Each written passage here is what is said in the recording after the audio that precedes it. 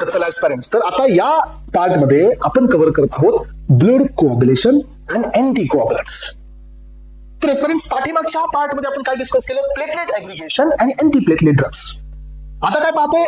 Blood कोऑग्युलेशन आणि anti कोऑग्युलंट्स. तर मग आता सगळ्यात पहिल्यांदा पहिली कॉन्सेप्ट ही असणार आहे की ब्लड कोऑग्युलेशन कसं होतं हे पाहायचंय. आणि यस एस्पायरंट, तर ही मेकॅनिझम तुम्हाला मी एकदम प्रॉपर देणार आहे, समजून घ्या. सो ब्लड कोऑग्युलेशन काय आहे आधी आपण ते पाहू. कोऑग्युलेशनचे फॅक्टर्स असतात आपल्याकडे, ते पण आपण कव्हर अप करू आणि नंतर मेकॅनिझम कडे जाऊ. लक्ष देऊ का? हे पहा एस्पायरंट, डेफिनेशन काय सांगते ब्लड कोऑग्युलेशनची. So coagulation is defined as the process in which blood loses its fluidity. Blood कडे जी फ्लुइडिटी आहे, म्हणजे फ्लुइडिटी काय असते? लिक्विडिटी.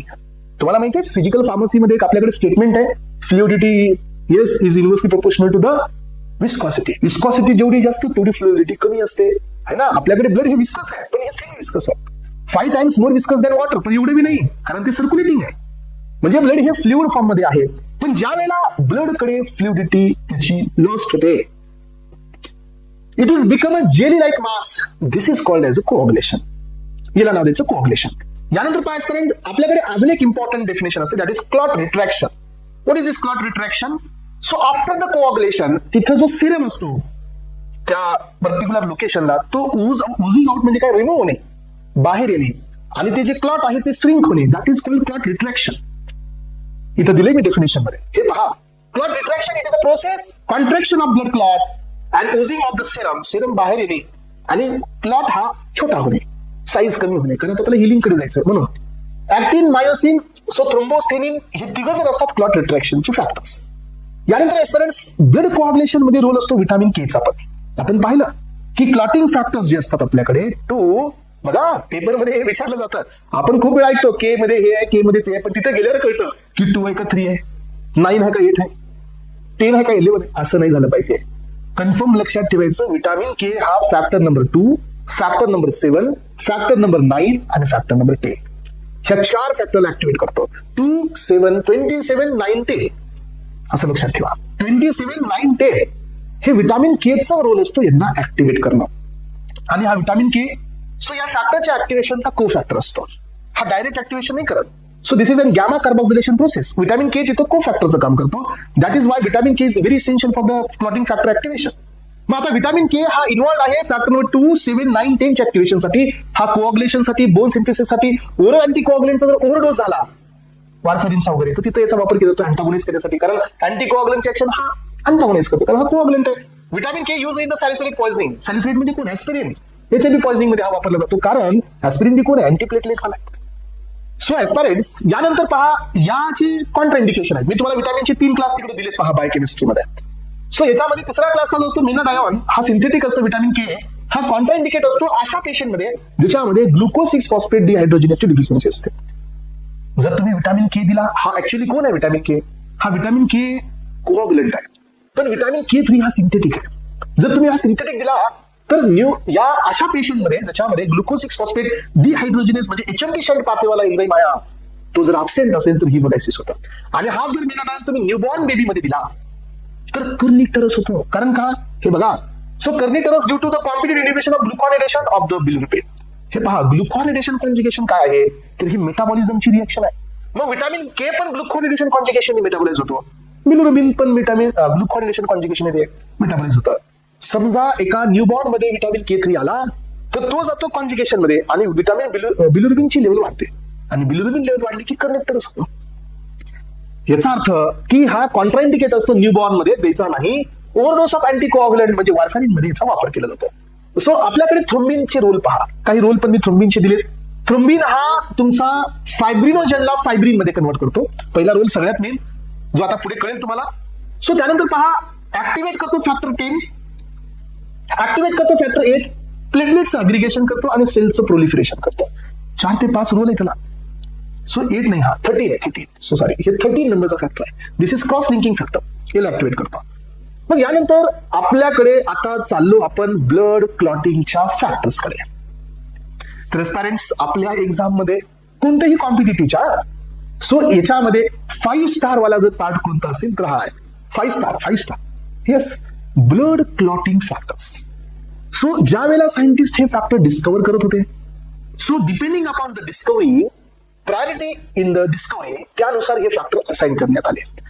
आणि या फॅक्टरमध्ये टोटल फॅक्टर्स या ठिकाणी त्या टाइमला आयडेंटिफाईड झाले 13 फॅक्टर डिस्कवर करण्यात आले. तर पेरेंट्स, मी तुम्हाला आज हे 13 देऊन दुसरे तुम्हाला 5 वेगळे फॅक्टर देणार आहे. हा, तर हे तुम्ही फक्त समजून घ्या. आता मी काय सांगतोय पहा इथं, की हे जे क्लॉटिंगचे फॅक्टर्स असतात त्याच्याशिवाय ब्लड कोऑग्युलेशन होणं शक्य नाही.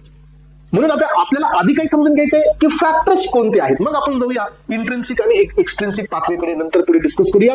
तर आपल्याकडे फॅक्टर नंबर 1, मग यांना रोमन नंबर देण्यात आलेले आहेत. आणि आजपर्यंत 1, 2, 3 हे इंडिकेट काय करतं, जसं डिस्कवरी की तसं त्यांना असाइनमेंट झालेली आहे रोमन नंबरची. त्यामुळे हे काही वेगळं नाही आहे, अलग लक्षात. सो याचा अर्थ हे फॅक्टर्स 1, 2, 3 या रोमन नंबर मध्ये देण्यात आलेले आहेत. सो रोमन नंबर फॅक्टर 1 म्हणजे तो असतो फायब्रिनोजन. हा 1 म्हणतोय म्हणून फायब्रिनोजन. जर मी तो 1A म्हणेल तर फायब्रिन. यस, क्लिअर करा. जर मी इथं 1 म्हणतोय तर फायब्रिनोजन, जर मी इथं 1A म्हणतोय तर fibrin, because fibrin is a activated part of the fibrinogen. लक्षात घ्या सर, हे सगळे फॅक्टर इन ऍक्टिव्ह स्टेट मध्ये असतात until unless it is getting activated. आणि इथं ए नाहीये याचा अर्थ ही सगळी इनऍक्टिव्ह आहे. ज्याच्यासमोर ए येणार तर तो फॅक्टर ऍक्टिव्हेटेड आहे. यस, मग आता 1 नंबर म्हणजे फायब्रिनोजन, 2 नंबर म्हणजे प्रोथ्रोम्बिन. मग 2 हा प्रोथ्रोम्बिन आहे, तर थ्रोम्बिन कोण आहे, थ्रोम्बिन असतो 2A. यस, थ्रोम्बिन कोण असतो 2A. यानंतर पहा तिसरा फॅक्टर आहे that is thromboplastin tissue factor. हा गरजेचा फॅक्टर असतो बिकॉज या फॅक्टर पासून आपल्या बॉडीमध्ये एक्सट्रिन्सिक पाथवे हा स्टिम्युलेट होतो. पुढे बघू आपण याला. 4था नंबरचा फॅक्टर आहे कॅल्शियम. हा बऱ्याच ठिकाणी लागतो. 5th नंबरचा फॅक्टर आहे लेबल फॅक्टर. याचं काही एवढा रोल नाहीये. So this is pro accelerating factor और ऍक्सिलरेटर ग्लोबुलिन फॅक्टर असेला सेकंड नंबर. 6 नंबरचा फॅक्टर असाइन करण्यात आलेला नाहीये बिकॉज त्या टाइमला या फॅक्टरच्या टाइमिंगला कुठल्याही प्रकारची न्यू फॅक्टर डिस्कवरी झाली नव्हती. याचा अर्थ 6 नंबरचा फॅक्टर या 13 फॅक्टर मध्ये मिसिंग आहे. सो 7 नंबरचा जो फॅक्टर आहे तो स्टेबल फॅक्टर आहे. याचा बी काही एवढा रोल नाही आहे. पण एस्पायरंट हे लक्षात घ्या, 8, 9, 10, 11, 12, 13 हे सगळे महत्वाचे आहेत. मी आता सांगतो बघा, लक्षात नाही का, की factor number 8 that is anti haemophilic A factor. Factor number 9 that is anti haemophilic B factor. The factor number 9 it is also called as a Christmas factor. Christmas factor, right. So factor number 10 it is called Stuart Prower factor. That is not power, Stuart Prower factor. हा 10 number आहे. Factor number 11 anti haemophilic C factor. Anti haemophilic C factor याला अजून एक नाव आहे plasma thromboplastin antecedent factor. Factor number 12 Hageman factor. Factor number 13 that is fibrin stabilising factor. It is also known as a fibrin cross linking factor. मी सांगेल याचा role काय. असे मी किती फॅक्टर्स दिले, 13 फॅक्टर्स तुम्हाला दिले पेरेंट्स. हे होते आयडेंटिफाईड झालेले क्लॉटिंगचे फॅक्टर्स. एक फॅक्टर माझ्याकडून ऍड करून घ्या क्लॉटिंग मध्ये, तो असतो फॅक्टर नंबर 16. इथपर्यंत हे तुमच्या सिलेबसचा भाग आहे, थोडा ऍडिशनल आहे. 16 मध्ये आहे वॉन विल्लेब्रँड फॅक्टर. हा सिक्रेट कुणापासून होतो माहितीये, हा 2 जागेहून सिक्रेट होतो. एक प्लेटलेट्स पासून आणि दुसरा एंडोथेलियम पासून. दोघांपासून हा सिक्रेट होतो. आणि हा इथून वरचे सगळे क्लॉटिंगचे आहेत, इथून खालचे सगळे अँटी क्लॉटिंगचे आहेत. Factor number 17 anti thrombin factor. Factor number 18 heparin 2 factor. Factor number 19 protein C. Factor number 20 protein S. शेवटचे 4 अँटी क्लॉटिंगचे आहेत. आधीचे 13 कोऑग्युलेशनचे 1 ऍड केला. 16 नंबरचा हा इनडायरेक्ट फॅक्टर आहे, डायरेक्ट नाही, म्हणून आपण त्याला वेगळं घेतलंय. मग झालं काय, आता तुमची ड्युटी इथं वाढली, तुम्हाला फॅक्टर नाही पाहिजे. मग जसं फॅक्टर तुम्हाला लक्षात आले तर आपण कोऑग्युलेशन आता समजून घेऊ. हा, तर पेरेंट्स लक्षात घ्या, आता मी चाललेलो आहे आता फॅक्टर्स कंप्लीट करून कोऑग्युलेशनच्या पाथवेज कडे. So in our body coagulation will occurs by 2 pathways. 2 पाथवेमुळे कोऑग्युलेशन होऊ शकतात. त्यातील पहिला पाथवे आहे इंट्रिन्सिक पाथवे आणि सेकंड पाथवे आहे एक्सट्रिन्सिक पाथवे. तुम्हाला काय वाटलं की इंट्रिन्सिक पाथवे म्हणजे बॉडीच्या मध्ये होणारा आणि एक्सट्रिन्सिक पाथवे म्हणजे बॉडीच्या बाहेर होणारा. That is absolutely wrong. हा, तर एस्पायरंट काय फरक असतो ह्या दोघांमध्ये सांगा. जो पाथवे इनिशिएट केला जातो अशा केमिकलमुळे जो केमिकल किंवा जो सबस्टन्स ब्लड वेसलच्या बाहेरून येतो, that is what extrinsic pathway. Yes, generally हा बॉडीच्या मध्येच होत असतो. बघा मी रिपीट सांगतो, एक्सट्रिन्सिक पाथवे म्हणजे काय, जो असा सबस्टन्स जो कोऑग्युलेशनला इंड्यूस करतोय पण तो ब्लड वेसल मधून आलेला नाही आहे. So he originated from outside the blood vessel आणि तो येऊन कोऑग्युलेशन इंड्यूस करतोय. That is called extrinsic pathway. मग एक्झाम्पल काय माहिती का, ज्या वेळेला समजा हे टिश्यू असे डॅमेज होतात त्यावेळेला टिश्यू हे सिक्रेट करतात टिश्यू फॅक्टर, जो की 3rd नंबरचा आहे. आणि हा टिश्यू फॅक्टर मग तिथून ब्लड वेसल मध्ये जातो आणि हे विल मेक अ कोअगुलेशन. मग हे झाला कोणता? हे झाला एक्सट्रिन्सिक पाथवे. आता सेकंड पाथवे आहे इंट्रिन्सिक पाथवे. हा काय करतोय हे पहा. इंट्रिन्सिक पाथवे म्हणजे काय की coagulation is induced by their cells, म्हणजे स्वतः प्लेटलेट हे कोअगुलेशन इंड्यूस करतात. कधी होतं? एक्झाम्पल, जेव्हा तुम्ही ब्लड कलेक्ट करा एखाद्या प्लास्टिक ग्लास मध्ये किंवा पेट्री डिश मध्ये ठेवा. Whenever the blood is getting contacted with this glass, then they will start the release of H1 factor, 12 number factor सोडतात आणि कोअगुलेशन सुरू होतं. कळला डिफरन्स इंट्रिन्सिक मधला एक्सट्रिन्सिक मधला? एक्सट्रिन्सिक म्हणजे काय? Coagulation is mediated by the substance which is not present in blood vessel. Intrinsic pathway म्हणजे काय? Coagulation is induced by the substance जो की ब्लड वेसल मधलाच कोणाचा तरी पार्ट आहे, म्हणजे प्लेटलेट असू शकतो, अजून कोणी असू शकतो, बट हा ब्लड वेसल मधूनच आलेला आहे. मग एस्पायरंट या बेसिसवरती आता आपण आपल्या कोअगुलेशन मेकॅनिझम कडे जाणार आहोत. सॉरी, काय समजलं तुम्हाला? आता आपण पाहिलं कोअगुलेशन. मी इथं नाही देणार आहे, सो मी तुम्हाला या कोअगुलेशनला बोर्डवरतीच एक्सप्लेन करणार आहे. येस, मी मेकॅनिझम तुम्हाला दिली आहे, असं काही नाही आहे. ते रंगेनडेलची मेकॅनिझम आहे, सगळ्यात बेस्ट आणि सगळ्यात जबरदस्त. तरी आपण इथे एक्सप्लेन करू की नेमकं होतं काय. तर सगळ्यात पहिल्यांदा आपण काय करूया, आपल्या बॉडीमध्ये एक्सट्रिन्सिक फॅक्टरला ऍक्टिव्हेट करूया. सो एक्सट्रिन्सिक फॅक्टर म्हणजे एक्सट्रिन्सिक पाथवेला ऍक्टिव्हेट करूया. सो सेकंड वन आहे आपल्याकडे इंट्रिन्सिक पाथवे. तर एस्पायरंट तुम्हाला यामधला दोघांचा डिफरन्स तर मी क्लिअर केला ओरली. मग आता हा फॅक्टर ज्या वेळेला कधी हा पाथवे ऍक्टिव्हेट होतो, ज्या वेळेला तुमच्या बॉडी मधले टिश्यू डॅमेज होतात. यस, तर एस्पायरंट लक्ष देऊ नका, मी तुम्हाला आधी क्लॉटिंग फॅक्टर्स क्लिअर केली. आता मी क्लॉटिंग कशी होते कॅस्केड मेकॅनिझम सांगतोय आणि याच्यानंतर मग मी तुम्हाला अँटी कोअगुलन्स देणार आहे. येस, त्यामुळे शेवटपर्यंत समजून घ्या. अँटी कोअगुलन्स समजले की हिमॅटोलॉजी 80% मध्ये तुमचं फिनिश होईल. सो पहा, आता हा टिश्यू डॅमेज झाल्यानंतर हा किती नंबरचा फॅक्टर आहे? 3A हा ऍक्टिव्ह झाला आणि हा 3A खाली डिसेंड झाला एस्पायरंट आणि यांनी सगळ्यात महत्वाचा 3 नंबरचा फॅक्टर ऍक्टिव्हेट केला 10A मध्ये. दिस इज टॉट पॉवर फॅक्टर. सो हे फॅक्टर ऍक्टिव्हेट करण्यासाठी कॅल्शियमची बी गरज घेतली यांनी. हे फॅक्टर ऍक्टिव्हेट करण्यासाठी फॉस्फोलायपेजची पण गरज झाली. तिघांच्या हेल्पनी इन्फ्लामेशन झाले म्हणजे लायपीज आलाच, कारण हे इन्फ्लामेशनचा फॅक्टर आहे, टिश्यू फॅक्टर बाहेरून आला, हा एक्सट्रिन्सिक आहे. झालं 10 नंबर फॅक्टर ऍक्टिव्हेट. ओके, मग आता 10 नंबर फॅक्टर ऍक्टिव्हेट झाला. इथून पुढे सायकल दोघांची कॉमन असते. इंट्रिन्सिक वाला एक्सट्रिन्सिक वाला इथून पुढे कॉमन असतो, त्यामुळे आपण दोघांची सोबत बघू. पण एस्पायरंट बी केअरफुल, ही सायकल बॉडीमध्ये दोघांची एकदाच नाही होत. हे सांगताना मी सोबत सांगले, पण होताना याची एकदा वेगळी होते आणि त्याची वेगळी होणार आहे. मग चला आपण तिकडे जाऊया, आपल्या त्या फॅक्टरकडे जाऊया जिथून आपल्याला सुरुवात करायची. इंट्रिन्सिक म्हणजे काय? ब्लड ज्या वेळेला तुम्ही कुणासोबत ठेवलं, ग्लासच्या कॉन्टॅक्ट सोबत आला, याचा अर्थ काय की तुमचं इंट्रिन्सिक पाथवे आता ऍक्टिव्हेट होणार आहे आणि सगळ्यात पहिल्यांदा फॅक्टर नंबर 12 ऍक्टिव्हेट होतो. So this is your Hageman factor. Hageman factor 12 हा कन्वर्ट होतो 12A मध्ये. सो ज्या वेळेला हे ऍक्टिव्हेशन होणार आहे, मग आता 12A जो आहे हा कुणाला कन्वर्ट करतो? हा कन्वर्ट करतो तुमचा 11A मध्ये, म्हणजे 11A हा ऍक्टिव्हेट होणार आहे. 11A हा कन्वर्ट करतो 9A मध्ये, तर 9A हा ऍक्टिव्हेट होणार आहे. 9A हा ऍक्टिव्हेट करतो 10A ला आणि इथून पुढे सायकल सेम झाली. सो याच्यासाठी तुम्हाला 10A दोघांनी पण 10A ला ऍक्टिव्हेट केलेलं आहे. इकडून पण 10A ऍक्टिव्हेट झालाय आणि या साईडनी पण 10A ऍक्टिव्हेट झालेला आहे. सो एस्पायरंट्स आता पुढे समजून घ्या की जसा 10A हा ऍक्टिव्हेट झालेला आहे, now this 10A will activate factor 2 into 2A. हा इथून पुढे आपण थोडंसं लिहित जाऊ. हा कोण होता? तर प्रोथ्रोम्बिन होता. सो देन हा कोण आहे? तर हा थ्रोम्बिन आहे. सो एस्पायरंट्स थ्रोम्बिन हा इथं तयार झालेला आहे. आता मग आता तुम्ही मला सांगा की इथं तुमचा 2A झाला, म्हणजे हा ऍक्टिव्ह झाला, तर 2A चे जवळजवळ 4 ते 5 रोल आहेत. येस, अजून एक इथं खाली देऊ.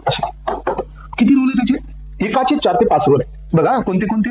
हा 2A फॅक्टर नंबर 8A ला ऍक्टिव्हेट करतो. हा 2A प्लेटलेटला ऍक्टिव्हेट करतो. हा 2A फॅक्टर नंबर 13 ला ऍक्टिव्हेट करतो, 13 नंबरच्या. सो 13 नंबर जो क्रॉस लिंकिंग वाला असतो त्याला ऍक्टिव्हेट करतो.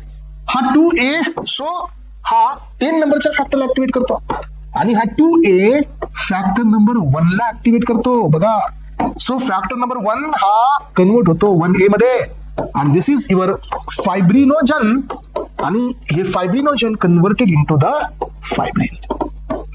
सो फायब्रिनोजन हे सिंगल ग्लोब्युलर प्रोटीन्स आहेत आणि फायब्रिन हे अशा प्रकारचे लिनियर फॉर्म मध्ये आलेले आहेत. लिनियर फॉर्म तयार झालेला आहे. पण एस्पायरन्स मला सांगा, आपण हे सगळं कशासाठी केलंय? क्लॉट करण्यासाठी. क्लॉट कधी होणार आहे? मेश तयार झाल्यानंतर. हे मेश आहे का? It is just like a mesh, पण ही मेश नाही आहे. हे तर नाहीच आहे, म्हणून आपण याला याच्यात कन्वर्ट केलं. याचा अर्थ याच्या पुढे अजून एक स्टेप असते. कोणती? हे फायब्रिनचं कन्व्हर्जन फॅक्टर नंबर 13A हा करत असतो क्रॉस लिंक्ड फायब्रिन मध्ये. क्रॉस लिंक्ड फायब्रिनचा अर्थ असा असतो पेरेंट्स, की इथं तुमची जी मेश आहे, सो ही मेश अशा प्रकारे क्रॉस लिंक्ड असते. हे पहा, this is called cross linked mesh. आणि ही असते तुमची स्टेबल मेश. मग एस्पेरेंट्स काय होतं, की आता ही मेश कुठे जाते? ही मेश त्या कट मध्ये जाते, जिथं प्लेटलेट्स ऍग्रिगेशन झालेलं आहे, प्लग फॉर्मेशन झालेलं आहे, इथं ही मेश जाते. आणि हा जो कट होता तो कम्प्लीट ब्लॉक होतो. आणि हे झालं ब्लड कोअग्युलेशन. मग आता याच्या पुढे अजून एक कॉन्सेप्ट असणार आहे. कोणती? आतापर्यंत आपण दोन पॅरामीटर्सला पाहत गेलो, नॉर्मल आणि ॲबनॉर्मल. आता हे नॉर्मल म्हणजे आपल्याला कट झाला तर ठीक होतं, पण जर विदाउट कट असं होत असेल तर that is called deep when thrombosis. हा, थ्रोम्बोसिस होणार, व्हेरिकोज होणार. व्हेरिकोज तुम्हाला माहिती आहे, हा, जिथं ब्लड क्लॉटिंग होते ब्लड वेसल्स मध्ये. मग जर हे कट झाल्यानंतर हे होणं ठीक आहे, आपल्याला हे पाहिजेच, पण जर हे विदाउट कट होत असेल तर मग त्या केसमध्ये आपल्याला काय करावं लागतं? याचे अँटी कोअग्युलंट्स द्यावे लागतात. मग चला बरं, मला सांगा आता कोणत्या फॅक्टर्सला ब्लॉक केल्यानंतर ऍक्शन ही कोअग्युलेशनची येणार नाही? आणि याच्यावरती आहे क्लास. सो सर एकदम क्लिअर कट दिसतंय बघा. सगळ्यांनी येऊन कुणाला ऍक्टिव्हेट केले? 10A ला, पुन्हा 2A ला. आणि याच्यामध्ये एक कल्प्रिट असतो, तो म्हणजे विटामिन के. हे तिघ जण शोधा आणि ह्या तिघांना ब्लॉक करा. मग आपल्याकडे अँटी कोअग्युलंटचे जेवढे ड्रग्स आहेत एस्पेरिन बघा. येस, सो आपल्याकडे अँटी कोअग्युलंटचे ड्रग्स आहेत. याच्यामध्ये पहिला क्लास असतो तो म्हणजे फॅक्टर 10XA इनहिबिटर. दुसरा क्लास असतो 2A इनहिबिटर्स. आणि तिसरा क्लास असतो विटामिन के इनहिबिटर्स. तुम्ही ना सर, मग तुम्ही हे तर सगळं तर याच्यामुळे झालं ना, मग याला का नाही ब्लॉक केलं? बेटा आपण याला आणि याला केलं ना, हे नाही झालं तर हे कसं होईल? बिकॉज हे फर्दर ऍक्टिव्हेशन असतं. त्यामुळे याला ब्लॉक करणारे ड्रग्स नाही दिले तरी चालतात. मग आपल्याकडे डायरेक्ट थ्रोम्बिन इनहिबिटर आहेत, डायरेक्ट 10XA इनहिबिटर. मग आता याचं क्लासिफिकेशन कोणत्या बेसिसवर झालं माहितीये? हा, 3 मेकॅनिझम आल्या फक्त अँटी कोअग्युलंट मध्ये. अँटी प्लेटलेट मध्ये तर क्लास होत्या, इथं फक्त 3 आल्या: 2A इनहिबिटर, 10A इनहिबिटर आणि विटामिन के इनहिबिटर, बस. पण एस्पेरेंट याच्यात आला डिफरन्स. ओरल वाले, पॅरेंटल वाले. ओरल मध्ये डायरेक्ट, पॅरेंटल मध्ये डायरेक्ट, इनडायरेक्ट. हा, म्हणून हे क्लास एक्झाम मध्ये क्लास विचारला जातो. येस, म्हणून आता पहा, तुमची कोअग्युलेशनची मेकॅनिझम क्लिअर झाली. आता मी चाललो कोअग्युलेशनची मेकॅनिझम एकदा समजावून सांगतो. आणि आपण या फॅक्टरला इनॅक्टिव्हेट करण्यासाठी हेपॅरिन बी देऊ शकतो. हा, हेपॅरिन प्रोटीन सी ला ऍक्टिव्हेट करू शकतो, प्रोटीन एस ला ऍक्टिव्हेट करू शकतो. हे अँटीकोअग्युलंट्स आहे, डेफिनेटली करू शकतो. म्हणून आता पहा, या ठिकाणी हे पहा 10, 12, 12A, 11, 11A, 9, 9A. इथं 10 ऍक्टिव्हेट झाला, 10 ने ऍक्टिव्हेट केलं 2 ला, 2 ने ऍक्टिव्हेट केलं 1 ला.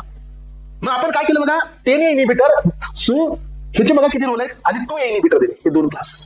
सो हेपॅरिन जो असतो बघा, हेपॅरिन आणि अँटीथ्रोम्बिन 3 हे किती फॅक्टर इनहिबिट करतात? 12, 11, 9, 10. सो राहिलेला हा 2 ला बी इनहिबिट करतो. सगळ्यांनाच इनहिबिट करतात हेपॅरिन आणि अँटीथ्रोम्बिन. मग आता आपल्याकडे काय येणार? आता तर आपल्याकडे येणार आहे आता नेक्स्ट पॉईंट, तो म्हणजे क्लासिफिकेशन ऑफ अँटीकोअग्युलंट्स. अँटीकोअग्युलंट्स हे मेन 2 क्लास. आधी मी ते तुम्हाला दाखवतो, मग आपण पुढे जाऊया. सो इथं थोडंसं रायटिंग मध्ये आल्यानंतर अजून जरा मस्त क्लिअर होतं. पहा, अँटीकोअग्युलंट्स आपल्याला पाहिजे एस्पेरेंट्स. सो अँटीकोअग्युलंट्स मध्ये आपल्याकडे 3च क्लास आहेत फक्त. So 10A inhibitor, 2A inhibitor आणि विटामिन के इनहिबिटर, बस एवढेच 3 क्लासला क्लासिफाय करायचे. मग आता आपण काय पाहतोय? सो याच्यामध्ये सो एक पहिला क्लास आहे ओरल, म्हणजे हे ओरली देऊ शकतो आपण.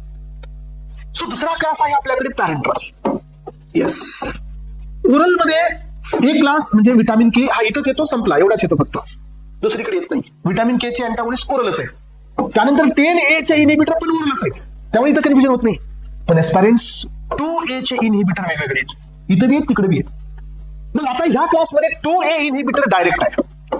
ओरल डायरेक्ट 2A म्हणजे थ्रोम्बिन इनहिबिटर. याच्यामध्ये पॅरेंटल मध्ये पण 2 2A इनहिबिटर आहे, इथं बी 2A इनहिबिटर आहे, इथं बी 2A इनहिबिटर आहे. हा इनडायरेक्ट आहे, येस, हा इनडायरेक्ट आहे, आणि हा 2A इनहिबिटर डायरेक्ट आहे. काय कळालं बघा?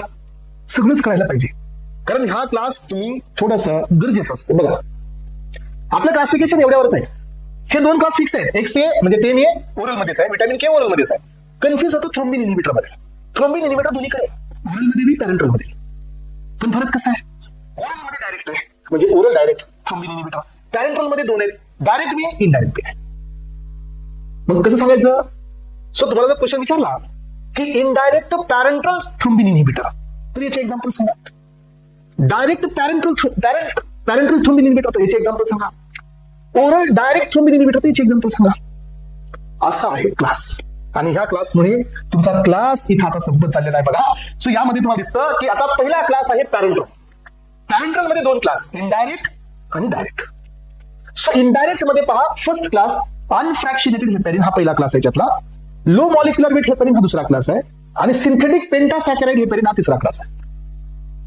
बघा इनडायरेक्ट मध्ये तीन क्लास आहेत.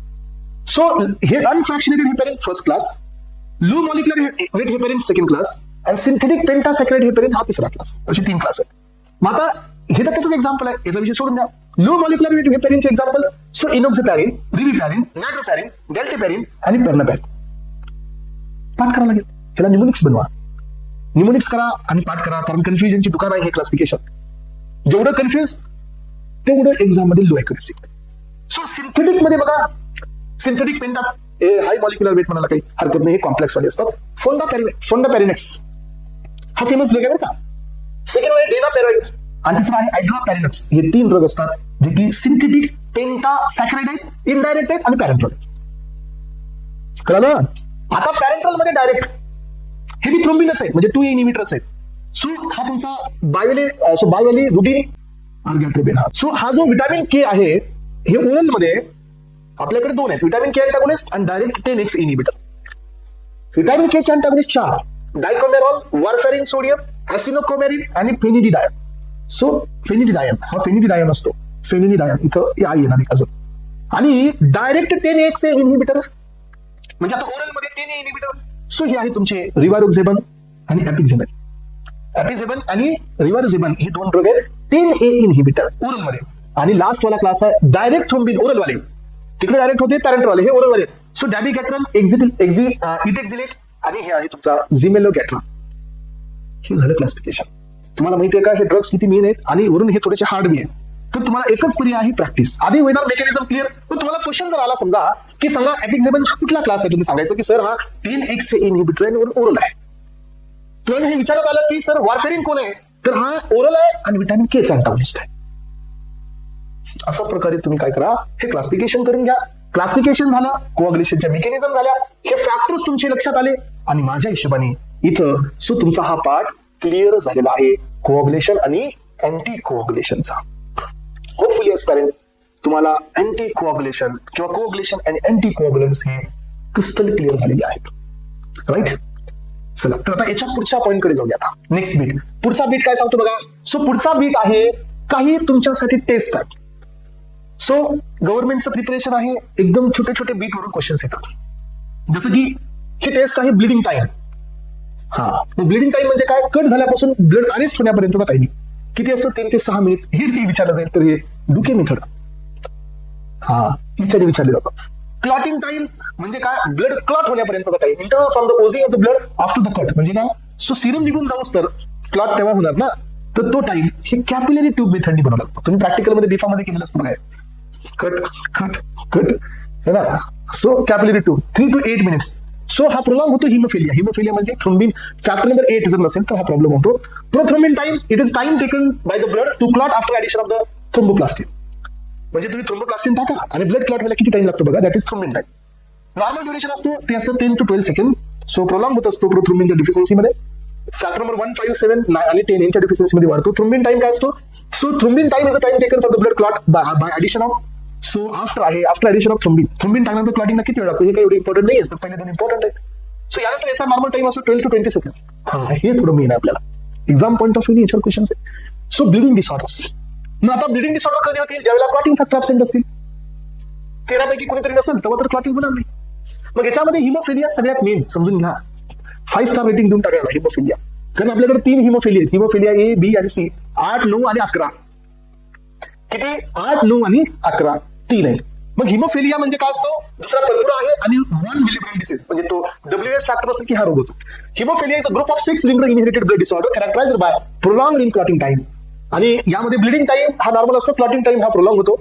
आणि सो कॉजेस द हिमोफिलिया डिफिशियन्सीच्या टाईप वरती याचे 3 टाईप आहेत, haemophilia A, haemophilia B, haemophilia C. जर समजा 8 नंबर फॅक्टरची डिफिशियन्सी असेल तर ए होतो, 85% मध्ये हा होतो. जर 9 नंबर फॅक्टरची जर डिफिशियन्सी असेल क्रिस्टमस फॅक्टर तर 15% लोकांना बी होतो आणि फक्त काही तुरळक लोकांना हिमोफिलिया सी होतो 11 नंबरच्या फॅक्टरच्या डिफिशियन्सीमध्ये. सो हा रेअर असतो. सो याची ट्रीटमेंट काय की जे मिसिंग फॅक्टर आहे ते देऊन टाका. 8 नंबरचा मिसिंग आहे तर 8 नंबरचा द्या, 9 नंबर मिसिंग आहे तर 9 द्या, नंतर 11 नंबर मिसिंग आहे तर 11 द्या. यानंतर तुमचा पुढचा डिसीज आहे पर्पुरा. पर्पुरा हा जो डिसीज आहे it is characterised by bleeding under the skin. ही ब्लिडिंग बाहेर नाही होत, ही स्किन मध्येच ब्लिडिंग होते, रप्चर होतो ब्लड वेसल्स, कॅपिलरी रप्चर होतात आणि ब्लिडिंग होते स्किन मध्ये over the time. Clotting time normal असतो. हिमोरेजिक स्पॉट येतात स्किनच्या अंडरमध्ये, छोटे छोटे चट्टे येतात बघा, that is purpuric spot. Blood also sometime collect in the large vessels. Large blood vessel मध्ये कधी कधी ब्लडचं कलेक्शन होतं या सीएनएस मध्ये. आणि सो इकिमोसिस म्हणजे एक येलो स्पॅच तयार होतो, येलो स्पॅच, हे पण लक्षात ठेवा. So von Willebrand disease due to the deficiency of von Willebrand factor. So जो की सिक्रेट होतो बघा डॅमेज ब्लड वेसल आणि प्लेटलेट पासून. हे ब्लिडिंग डिसऑर्डर आहे, ब्लिडिंग होते हा नसेल तर. हा फॅक्टर इम्पॉर्टंट असतो 8 नंबर फॅक्टर ऍक्टिवेट करायला, मी आधी सांगितलं होतं, आता सांगतोय. डिफिशियन्सी झाली तर हे होतो, ह्याच्यामुळे 8 नंबरचा फॅक्टर कमी होतो आणि मग क्लॉटिंग होत नाही. थ्रोम्बोसिस डिसऑर्डर आता पुढचे आहेत की आता ब्लिडिंग म्हणजे फॅक्टर मिसिंग मुळे डिसऑर्डर होणे हे एक प्रकार आहे. आता जास्त ओव्हर एक्सपिरियन्स झाल्यामुळे बी डिसऑर्डर होणे हे एक प्रकार आहे. हे थ्रोम्बोसिस डिसऑर्डर दॅट इज सगळ्यात मेन आहे थ्रोम्बोसिस. इथे एक बी थ्रोम्बोसिस. सो इम्बॉलिझम अलग लक्षात. सो यानंतर आहे तुमचा इश्चेमिया. थ्रोम्बोसिस म्हणजे काय? ब्लड क्लॉटिंग होते, कोअग्युलेशन ऑफ द ब्लडचं inside the blood vessel, that is thrombosis, deep vein thrombosis, DVT म्हणायचं याला. एम्बॉलिझम ही प्रोसेस आहे, thrombus is carried in the blood stream आणि occluded in the blood small blood vessel म्हणजे छोटे छोटे जे ब्लड क्लॉट असतात ना हे आपल्या छोट्या छोट्या ब्लडच्या वेन्स आर्टरी आणि वेन्स मध्ये जाऊन डिपॉझिट होतात आणि याला म्हणजे एम्बॉलिझम. एम्बॉलिझम म्हणजे आर्टरी, छोटी आर्टरी ब्लॉक होते. मग resulting the highest blood to the organ or region of the body तिकडे ब्लड जात नाही. ऑब्स्ट्रक्शन ऑफ द ब्लड फ्लोचं बाय एम्बॉलिझम. हे कॉमनली लंग्स मध्ये असतं, that is pulmonary embolism. Brain मध्ये झालं तर स्ट्रोक होतो, सिरिब्रल एम्बॉलिझम आणि हार्ट झालं तर कोरोनरी एम्बॉलिझम होतं आणि याच्यामुळे मग आपल्याला अंजायना बी होऊ शकतो, मायोकार्डियल इन्फार्क्शन बी आणि इश्चेमिया. इश्चेमिया काय असतो? ह्याच्यामुळेच इश्चेमिया होतो. समजा एखाद्या टिश्यूकडे ब्लड नाही गेलं क्लॉट झाल्यामुळे तर मग त्या रिजनला ऑक्सिजन नाही मिळत. ऑक्सिजन नाही मिळत की तिथले टिश्यू डेड व्हायला लागतात. डेड झाले की ते इश्चेमिया असतो. सो पहा, a tissue damage due to insufficient blood supply to the organ of the body, obstruction of blood vessel due to is called ischemia. तिकडे जाणारं ब्लड थांबतं ह्या क्लॉट झाल्यामुळे. Ischaemia cause discomfort, pain, tissue death of the body tissue is called necrosis. आणि याला myocardial infarction म्हणायला विसरायचं नाही. हे myocardial infarction आहे जे की सो इश्चेमियाची बदलत होता. आणि ऍस्पायरन्स सो एक लेक्चर ओव्हर त्याच्यासाठी हिमॅटॉलॉजीला साईडला ठेवण्यासाठी बस. तर आता आपण आजच्या या सेशनमध्ये एवढा सगळा पार्ट आपण क्लिअर केलेला आहे ऍस्पायरन्स. होपफुली तुम्हाला या सगळ्या कॉन्सेप्ट क्लिअर झाल्या एक्सपेक्टेड आहे. नसेल तर लेक्चर रिपीट पहा आणि हे समजून घ्या. आणि या ठिकाणी हा पार्ट इथं आपण कम्प्लीट केला. So thank you so much. Have a nice day. Thank you.